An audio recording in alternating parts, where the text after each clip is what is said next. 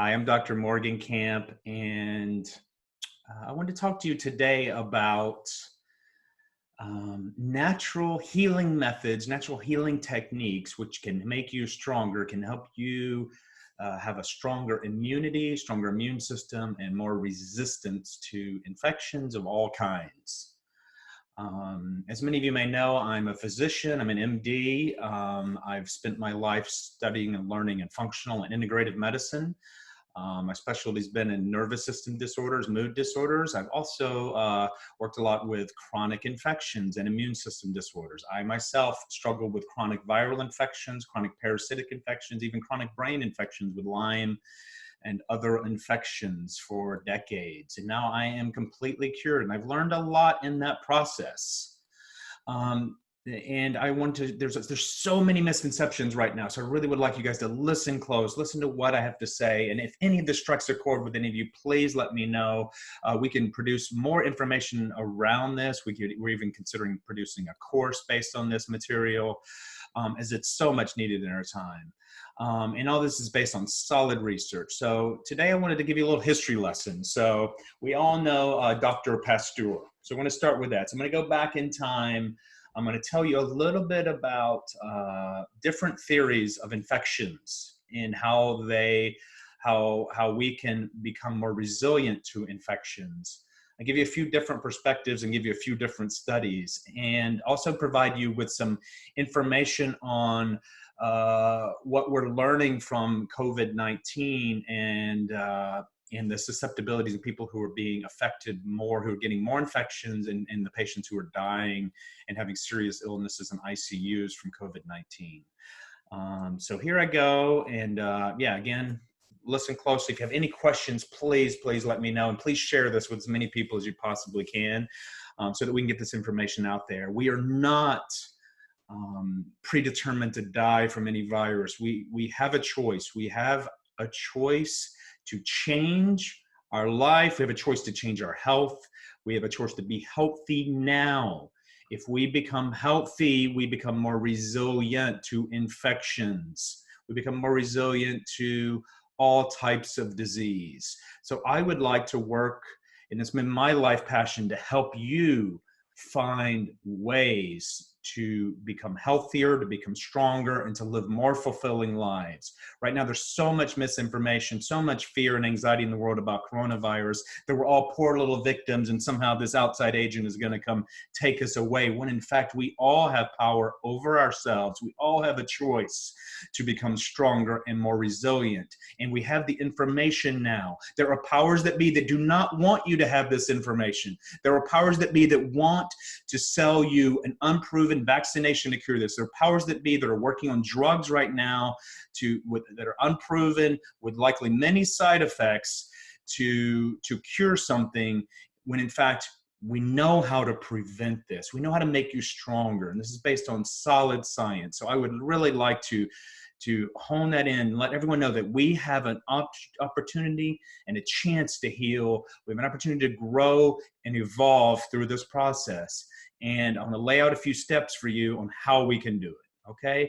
So first of all, it is a common misconception that infections are able to just infect any of us, and it's random circumstance on who they get or who they don't get, or who gets infected, who doesn't get infected, right? So we have this idea that there's an outside infection and it's luck of the draw or random on who actually gets infected.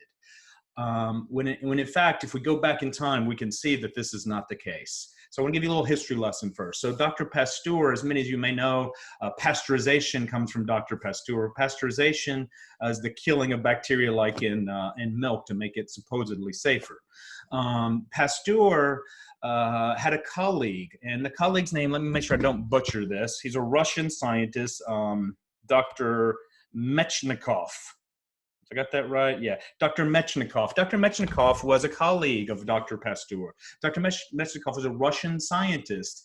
And what Dr. Mechnikov spent his life researching was how our intestinal health and our intestinal flora and the immune system and bacteria in our intestinal flora actually helped us helped prevent the onset of illness in certain people. I'm not sure if many of you know or not, but I just looked it up and now remember. There was a big cholera epidemic. So there was a cholera plague. So cholera is a bacteria that killed many, many people in the late 1900s, early 20th century, if my memory is correct. Please forgive me if it's off a little bit. I know it's early 20th century for sure. So a lot of people were working on how to cure cholera and how to work with it. And Dr. Pasteur's beliefs were that, if one person's exposed to cholera, they get it, and they potentially die. Dr. Metchnikoff, his colleague, had a different theory. His theory was that our environment, meaning whatever's happening in our body and in our field, controls whether we get an infection or not. And to prove this point, he took a vial of cholera from the lab and he drank it himself. He drank a whole vial. And at that time, that would have, for many people, that could have killed them. And he even gave it to a lab assistant, and the first lab assistant he gave it to didn't get infected at all. The second lab assistant he gave it to got really ill, almost died, didn't die. Thankfully, they saved him. So why am I going over this? Because the infectious agents have to have a home in which they feel that they can survive and thrive in. And so what are the factors that make us susceptible to infection? With COVID-19, those factors appear to be obesity, diabetes or pre-diabetes, and a common theme on all of that is underlying inflammation that also causes heart disease, atrial fibrillation, etc. So we now know out of Italy that the majority of people who died in Italy had underlying inflammation, diabetes, obesity, or heart disease. On the East Coast, what we're hearing is that a lot of the patients have underlying obesity. I ran clinic for many years, and I ran tests on numerous obese patients, and I found in the majority of obese patients that their inflammatory markers, their C-reactive proteins, were through the roof. What that means is they're inflamed, and when we're inflamed, we are more susceptible to inflammation. We're more susceptible to infection. I'd also like to tell you about a study. I got a study here from, this is on my Facebook page. I put lots of cool things on my Facebook page if any guys want. Morgan Camp, Dr. Morgan Camp. And there's a study here, I'm trying to find what year, I think it was 2017, in which 250 volunteers were given 5 different strains of probiotics. And they were given these strains for 3 months during the flu season, and they found, so they had people who half the people got the probiotics and half the people didn't, and they found dramatic results in relations to infections with influenza and other colds. When we say colds, that usually means coronavirus, which everybody now knows about, but it also means a constellation of other infections like adenovirus and other infections. So they found the following results just by taking probiotics, that the people who took the probiotics had 35% reduction in the number of colds they got, a 22% reduction in the cold duration, a 39% reduction in the cough duration, and a 25% reduction in the total number of days in which they experienced symptoms correlated with colds and flus. Now, this wasn't a study on coronavirus, COVID-19 per se, but it is the same mechanism by which the COVID-19 infects us. We know when we take probiotics, especially the types here in the study, that it actually goes into our intestinal tract and increases the immunity in our intestinal tract. And I'm not sure if any of you are aware, but our intestinal tract starts right here at our lips and in our mouth. This is where our intestinal tract starts. So when we're breathing in germs, we're breathing in coronaviruses, we're touching our face, we're bringing infections to our mouth. We've all been warned not to do that. What's actually happening is we're introducing the virus and other pathogens into our mouth. And if we have a weakened immune system starting right here, then the infection just goes right through the defenses. It's like our army is weak there, and the invader goes inside of us, and there you go. That's how we get infected. That's one major agent. So what other, why am I talking about this? Well, one, it's very important that we all know that there are many things we can do right now. This is just one tiny little thing that can be done to increase our immunity. I'm of the belief that COVID-19 is likely going to have several rounds. It's going to die down here in the next few months in the U.S., and then it's likely going to come back in next winter.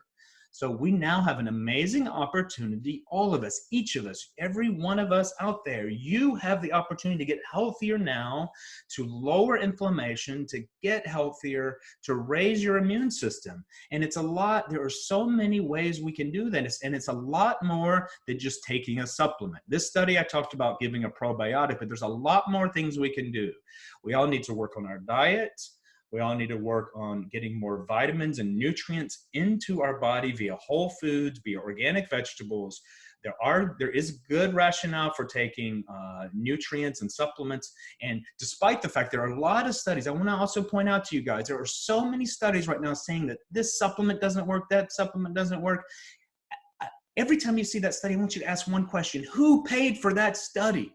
And did that researcher actually know what they were doing? Did they use the right vitamin at the right dose? Did they really ask the right question? Or were they a paid disinformation campaign sponsored by the pharmaceutical industry, the vaccine industry, and the powers that be that want to keep you unhealthy? That is a fact. The pharmaceutical industry, the FDA, wants you to be unhealthy so that they can make more money off of you. It's a sad state in our world. I want each of you to hear that. I want each of you to know that when you read these studies, ask the question: who paid for that study?